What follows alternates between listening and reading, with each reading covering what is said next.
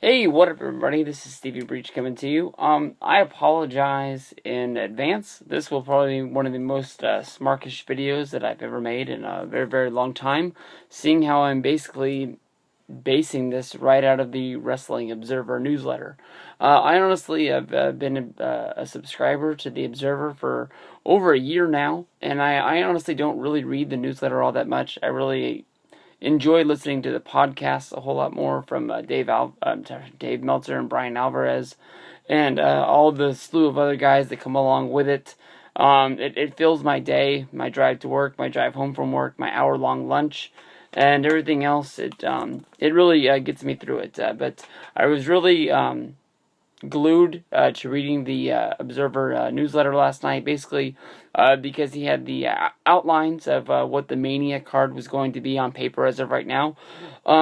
This right now, I think, honestly, shouldn't be used as exactly what this is going to be, but I think this is honestly a very good tree to use to see exactly what a lot of these matches are going to be. If you go back over the past, some Mania cards have been thrown out to sort of like sway the people one direction, of thinking that it's going to be one thing and then having the rug pulled out from underneath them. Some years that you could have picked the Mania card almost a year ahead of time. It just was dead obvious to what they were going to be. The big main event, I guess you can say, that this is all going to be built around is what I made a video about the other day would be John Cena going up against Bray Wyatt of the Wyatt family. Mostly because of John Cena is the face of the company, no matter what they say in storyline, whether if he is the champion or not the champion. You can sort of say that, Cena is almost what they wanted Hulk Hogan to be. Back when he passed the torch at WrestleMania to the Ultimate Warrior. Warrior was going to be the champion. Hogan was going to be the attraction that people wanted to come see. He was going to be able to fight more matches. He didn't have to win them all because there was no gold to be exchanged, and it was going to make his character more appealing because you didn't have to see the red and yellow win every time. He could drop some matches here and there and come from behind in order to win the big one. But I think what it is mostly going to be built around to me is what the WWE Championship is. It's been a few years since the WWE Championship has been the main event and the main draw, but as of looking at this card, I think it is going to be the one match that I think that I care the most about. That is on paper, of what they're going to do, and that is the returning Batista, winning the Royal Rumble and going on and fighting Randy Orton for the WWE Championship. There is a small chance that Orton could drop the title between now and then, but this is the one reason that he wants to be brought in. Honestly, in my mind, Batista going up against Orton to me sort of makes sense. Because, you could bring up the whole evolution, Batista going against Triple H, much like he did against WrestleMania when he broke free from Evolution, didn't want to be in his lackey anymore and sort of became the guy, winning the title at the show, even though they bumped him over to the B show SmackDown shortly after that. But to me, honestly, I really like this match. I sort of think that I would like it if Batista was going up against Triple H to sort of show that he would, he still wants to be the guy that comes out of Evolution as the best. But, Evolution was built about the past, the present, the future. Of course, with Ric Flair and Triple H, ruling then and now.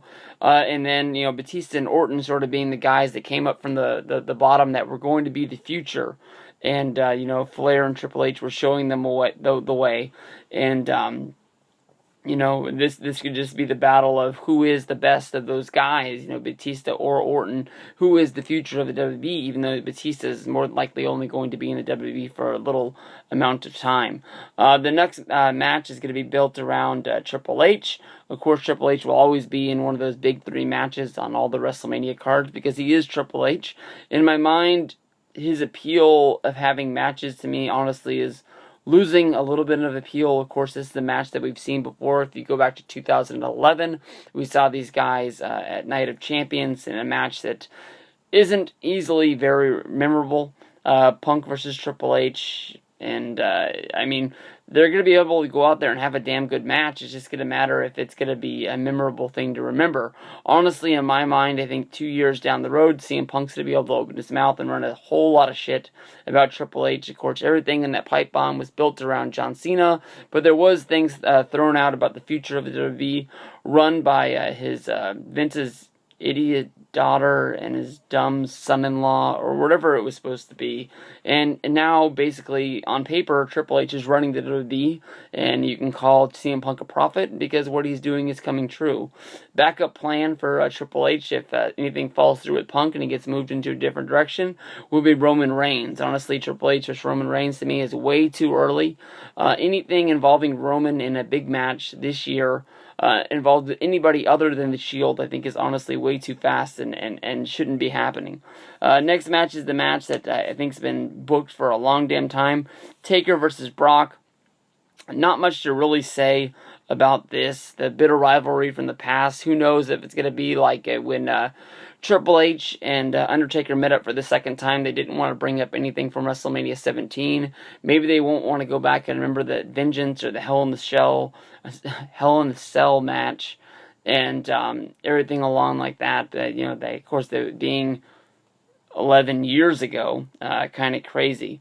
Next is what touched on at the beginning was John Cena. I think the big plan is to have him fight Hulk Hogan, but if he's not able to pass a wellness test or get a physical and be able to pass by a doctor, it's either going to go with Bray Wyatt or Sheamus. People are pointing towards Sheamus, saying that we've seen Sheamus versus Cena 1,000 times, and it's almost like the Cena versus Orton feud of TLC 2012.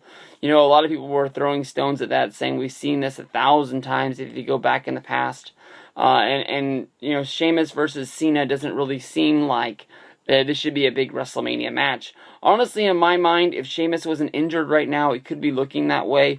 If Sheamus was going on a strong run and you did sort of like a babyface versus babyface match, or have Sheamus turn on Cena, trying to say that he should be the guy that WWE is built around. But just Sheamus coming back as a heel after being gone from an injury so long and trying to say that he wants to fight Cena to become that guy doesn't really make sense to me. The one match to me which is honestly a little bit of a hopeful match of maybe this can happen, maybe not, a little bit of dream booking would be Daniel Bryan versus Shawn Michaels. The one match that I honestly think could save this show and become, one of the classics for years to come. Of course, we haven't seen Shawn Michaels fight since WrestleMania 26, so it should be a 4-year gap. But then again, I don't think a lot of people were expecting Shawn Michaels to come back at SummerSlam 2002 after a 6-year gap after WrestleMania 14 and blow the house down with Triple H.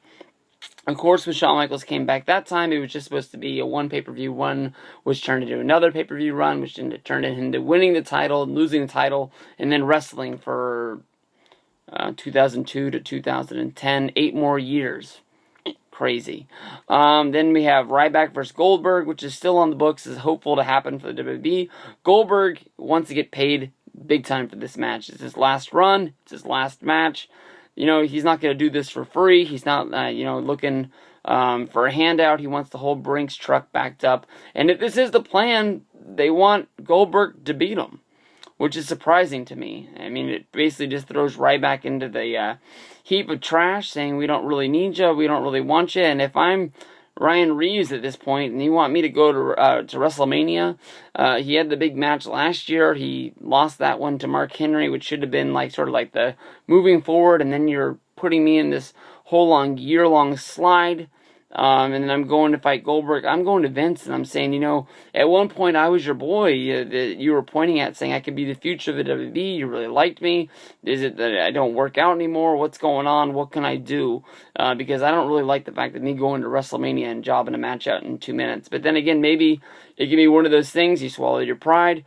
Maybe Vince wants to bury a grudge with Goldberg, maybe bring him back, sees there's money out there, making some Who's Next shirts. Of course, they've already made the DVD. Maybe they can make another DVD down the road. Maybe, Vince wants Goldberg back into the family, and maybe Ryback losing this match in 2 minutes, maybe it can, lead to him doing something bigger in the future because he shows he's a team player. Last but not least is Cody Rhodes versus Goldust.